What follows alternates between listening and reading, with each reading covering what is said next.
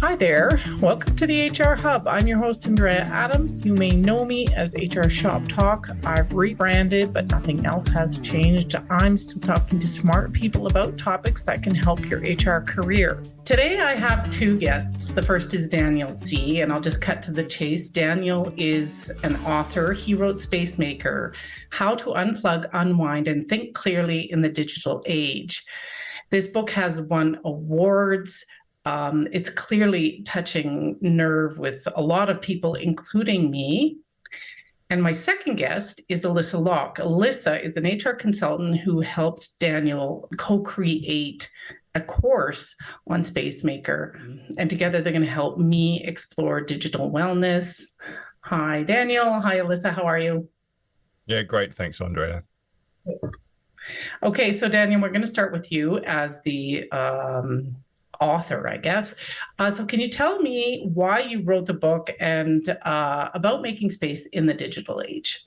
Yeah, so look, I used to be a physiotherapist and I was managing a bunch of different services and, I had kids. I was in part building a house. I'm in Australia, by the way. That's why my accent sounds a little bit different than yours.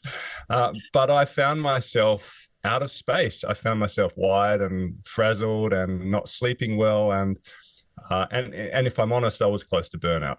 And I didn't realize it at the time. I didn't understand what it felt like to be anxious and have the feelings that I was experiencing. And eventually I started to have breathing issues and I realized that I was breathless when I stood up in front of my team. And then I found myself breathless in strange situations, like when I was at the bus stop or then eventually at the table or reading books with my young kids. And so I ended up getting some medical tests and nothing was wrong, thank goodness, with my heart or my lungs.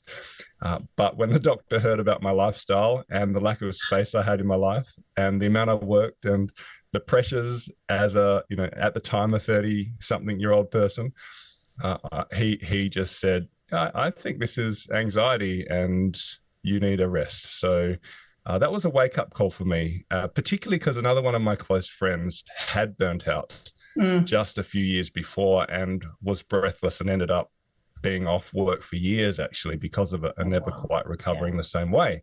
So I started to take it seriously and I started to realize, I don't have much space in my life for rest or for deep thought or even for fun or for relationships, and I started to realize that our lifestyle can so easily consume so much of our life.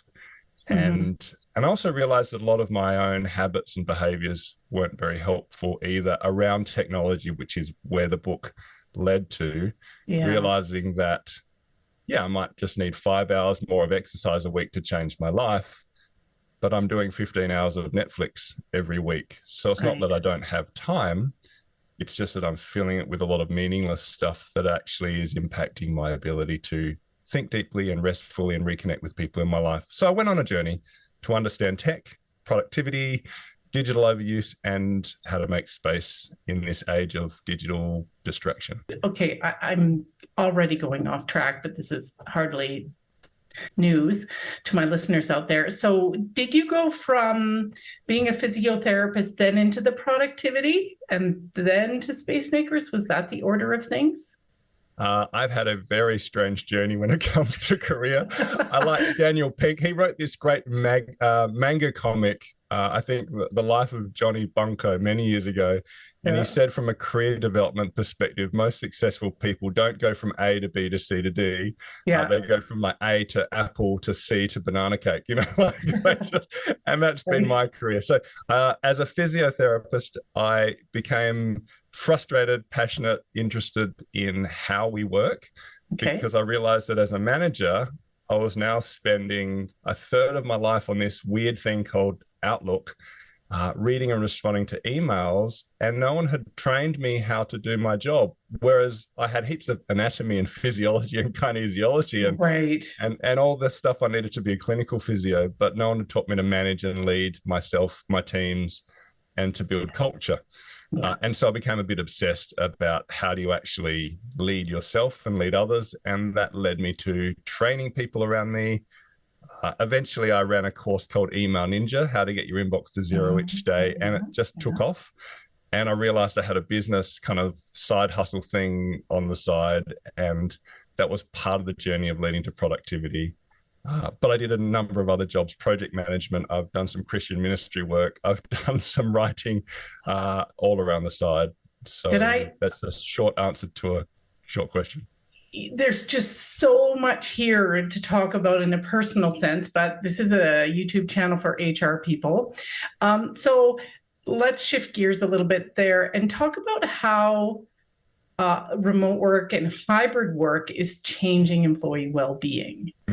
Yeah, it really has. It was a fascinating thing because I actually started to research digital overuse before really many people were talking about it. And it started because I realized that I had a relationship with the online world myself. There was one moment I was in bed with my wife. This is a PG talk, so I'll be nice. I was in bed with my wife, and there I was reading the news on my phone, and she was playing, I don't know, Candy Crush or Merge Dragons. And I realized that we were making love to Siri rather than to each other. We'd lost pillow talk. And actually, we had more of a relationship at that stage with the online world than we did with each other, with 3 kids and not much time. And so for me, I will answer your question about hybrid teams, but what I realized is we have a relationship with the online world. And that relationship, like any relationship, has highs and lows and needs to be assessed in different ways. Now that we had COVID, everything to do with digital overuse accelerated, and we experienced the future that we're all going to live because of how much tech we're using. So we started with Zoom fatigue, where we realized, we get sore eyes and we feel mentally tired when we're online too much. We started to realize that digital overuse on the brain can actually impact our physical health and well-being. But much broader than that, I think we need to get to the stage where we realize we actually have a relationship with the online world. And hybrid and remote working is amazing and offers so many benefits, but only if we are aware of, being trained in, and assessing that relationship with the online world. Because if you don't, it can easily become a 7-to-7 job instead of a 9-to-5 job. And you can even realize that actually I'm working online, but then I'm resting online. So I'm spending 7, 8, 10 hours online working. And then the way I rest is by scrolling TikTok and watching Netflix and using exactly the same neurological processes in my brain that I do for work. So I never rest mentally. So we need to assess that relationship. And if we do that, to make space from tech for relationships that are face-to-face, for deep thought, for deep rest, well, then hybrid works. It's about the texture that we experience in and around our technologies. Does that make sense? In a sense, almost too much sense. It's like, oh my God, I have so much to dial back on. Okay, Elissa, this question is for you, and I really want to bring in that HR piece. So what's your perspective on this as a co-facilitator of the course? Why should employers and HR care about wellness in a digital sense? Thanks, Andrea. So I guess just to back up to how I got connected with Daniel, I read the book. Here it is right here. It was actually given to me as a gift. And I found it very impactful from a personal standpoint, but also from a professional standpoint. As a consultant, I'm working with businesses every day and seeing, how their employees are reacting to this new digital workplace and how it's impacting the business's bottom line. So I really do think employers, employees, and HR should care about it because it's not only impacting employee wellness, it's impacting how productive we are in our actual work. The way we work and live has changed significantly, but the way we're managing work in the workplace has not really caught up with that. We're seeing laws being passed, like in Ontario, the right to disconnect. So there's obviously some level of understanding that we're now working far more than ever, it's not beneficial and healthy. What I found very unique from an HR perspective about making space, you can see there's a million wellness trainings out there. There's a million, podcast articles you can read, but none of them that I have encountered really address that bottom line that we are spending so much time digitally and how that needs to be fixed before we can fix all these other issues. You can tell your employees to eat better, to rest more, but unless you actually put practices in place and policies sometimes in place to ensure that they have that rest, you're not only going to have potentially burnt out employees, people spending time on things that aren't actually driving business results. So it certainly is the right thing to do from a, caring for your team and colleagues perspective, but also from a business perspective. There's lots of things I'm seeing out there that are directly tied to people's ability to manage in this new environment. And I'll get more into that a bit later, but yeah, really, it's impacting the bottom line, especially in this competitive labor market, and it's affecting people's personal lives. Yeah. Let's talk a little bit about the connection between digital work, employee well-being, and productivity. I think a lot of people, their knee-jerk reaction is, well, the more you work, the better. Woohoo. And now you can work at home from 7 to 7.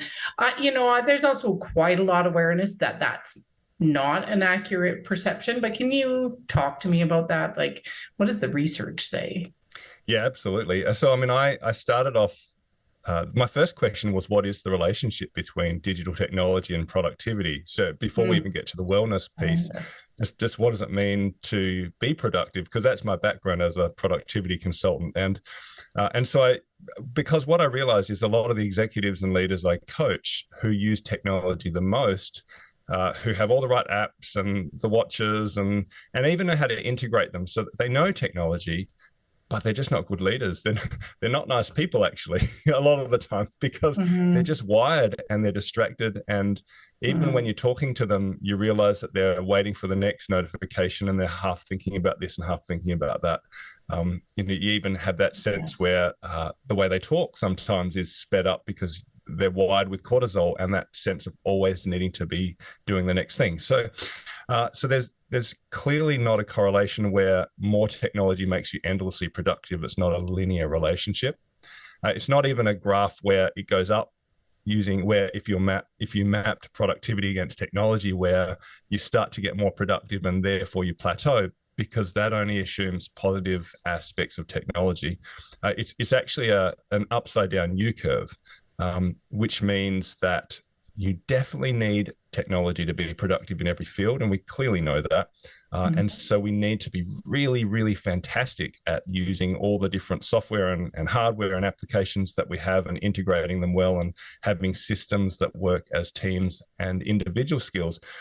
But then you plateau, and I call that the productive middle, where more technology isn't making you more productive, but you're reaching this somewhat optimal level.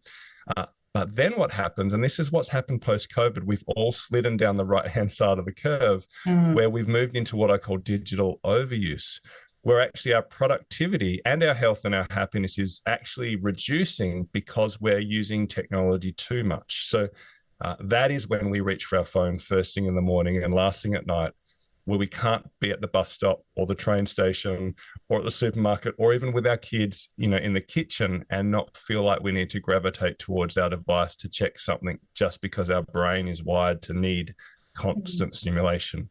It's where we lose the ability to focus and manage our attention, where we reduce the amount of interpersonal relationships we have with real people in real time, in real places, and that impacts our happiness and our ability to create healthy teams, or where simply we just don't have the ability to be silent and reflect on our inner life, who we are, where we're heading, where we would like to be, which is all essential for strategic thinking and developing teams. And so digital overuse is a killer, and we need to then unplug and unwind, so disconnect from technology in a habitual way to create spaces where we are experiencing the best of life outside the online world, so that the left-hand side of the curve where we're using tech works really well.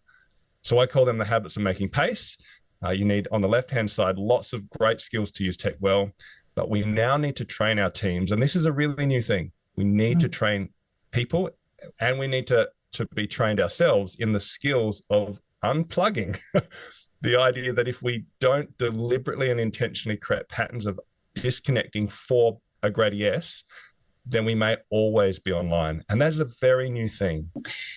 I guess, Elissa, maybe this is a question for you. How can we spot a lack of digital wellness, and particularly in an online environment when we're not seeing our employees all the time, and we certainly don't see them in person? Yeah, and you're absolutely right. A lot of employers might not actually have awareness that this is occurring, but they're going to see symptoms of it. So symptoms are going to be, everyone has heard of the staffing issues. You're going to see resignations. You're going to have staff on stress leave. Some of the clients I've worked with have a large proportion of staff on stress leave, high absenteeism. You're going to see disengagement, like maybe on the Zoom meetings, most of the people don't have their cameras on. People aren't participating. They're just over it, and it's obvious by their level of engagement. Employees obviously expressing feelings of stress. You're going to see people working all the time. There's going to be emails coming through at 10 o'clock at night when people are on holidays. It's confusing. Yes. Are they on holidays? Are they here? It's the weekend. Why am I still getting emails? I'm getting notifications. Yet there's not an increase in productivity in their organization that they can say that's actually benefiting them. In fact, it's not benefiting them. These are some of the symptoms. People are working all the time, but they're not engaged. They're not happy. And to Daniel's point, the leaders, you'll see that there's not actual relationship and communication in leading their teams. They might be communicating with them all the time over, messages, Slack or Teams or email, but those connection pieces that can actually foster that discussion. How do I manage the workload? What do I do when I'm on vacation and I want to, not be responding to emails aren't actually happening. So those leadership relationships are suffering as well. And ultimately the organization is not thriving. It's more the symptoms that they're going to see and think, oh, everyone's resigning. Maybe we're not paying them enough. It's always easy to point to these sort of obvious reasons why people might resign. But, what I've seen is there's a high level of burnout going on. A lot of it has to do with the way that we're working. And unless those issues are addressed, you're probably the next person in the role, it's only a matter of time before they're maybe in the same situation, unless there's some proactive steps, both on the employee end and then on the organizational end as well. It's the inability to disconnect. And that is so hard, actually. Okay, so... May I say something on that point, actually, sure. Andrea? Because I think, I love what you've said, Elissa, the idea that, employees have such an ability to help create a culture where we are reflecting on our digital well-being, and it impacts the bottom line and improves retention, et cetera, et cetera. But I think I just want to say we need to be kind on ourselves as individuals, so as employees, yes, but also kind on ourselves as employers, because all of digital technology and digital overuse comes in a cultural context, a bigger cultural context. And so for individuals, we are within the context where we're using our devices that are deliberately designed with billions of dollars of research to make us highly addicted. And so we've got to be kind on ourselves that we're using highly addictive technologies that we need for work and we need for life and that are incredibly valuable, but they're addictive and they're designed to do exactly what we're struggling with. At the same time, our workforces are using technologies which, again, are deliberately designed to do the same thing. And we're in a broader culture which is completely obsessed with technology. So all I want to say within that context is we definitely can take the next steps, but be kind on ourselves as we do so, no matter what level you're creating change. Just to make this point super clearly, if we promote digital wellness and we promote disconnecting as employers, is the productivity of our workforce going to fall? Will it fall? No. No. Are you sure? Are you sure? Absolutely not. No. Okay. Look, we are definitely in a stage of life where the problem is that the majority of us are overusing our tools and the majority of cultures are over-soaking themselves in tech.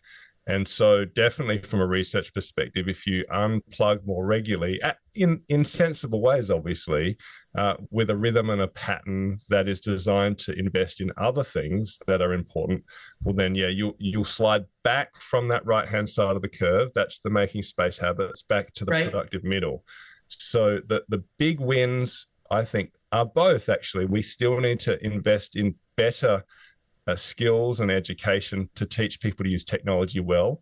I mean, I'm still astounded at how many people haven't been trained in managing high volume email, which both Elissa and I teach with Email Ninja. So if you don't know how to use the tools you use, you're not going to be productive. But on the right-hand side, we need to be teaching people to unplug at lunch, unplug so they can have a conversation with people face-to-face, unplug so they can plan their work, unplug so they can actually walk around the block and get fresh air and think about the problems that they're trying to solve without the next notification. If you can do that, your productivity will absolutely go up individually and collectively. But the last thing I would like to say is I don't believe, though, that we should have to justify unplugging from a productivity perspective. And while the research does show that it works, there's value in being a human just because it's valuable being a human.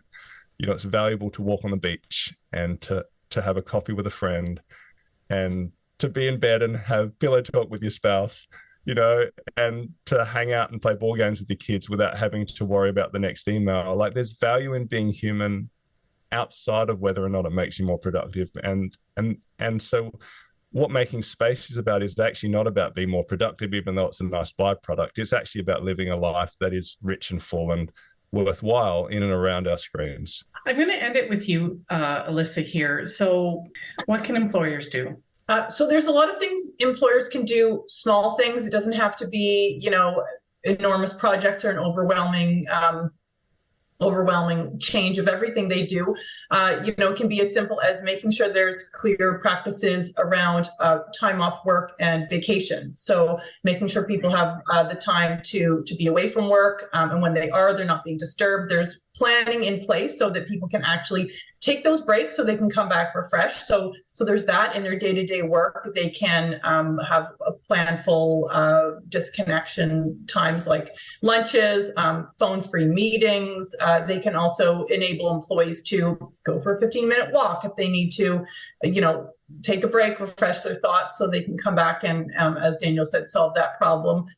They can train their staff. There are trainings, as we know, we offer some of them. They can train their staff on how to manage their email and messaging and structure their time. There's time blocking. I've heard of organizations that do organizational-wide time blocking. So, you know, they say, okay, we check our emails at 2 and at 1 o'clock or at 11, 1, you know, 4, and then we work on our tasks. But there's even individual time blocking to say, hey, here's a strategy that you can use. So educating your staff, giving them the space and ability to actually disconnect for holidays, for different periods of time during the day, and just supporting that type of work environment.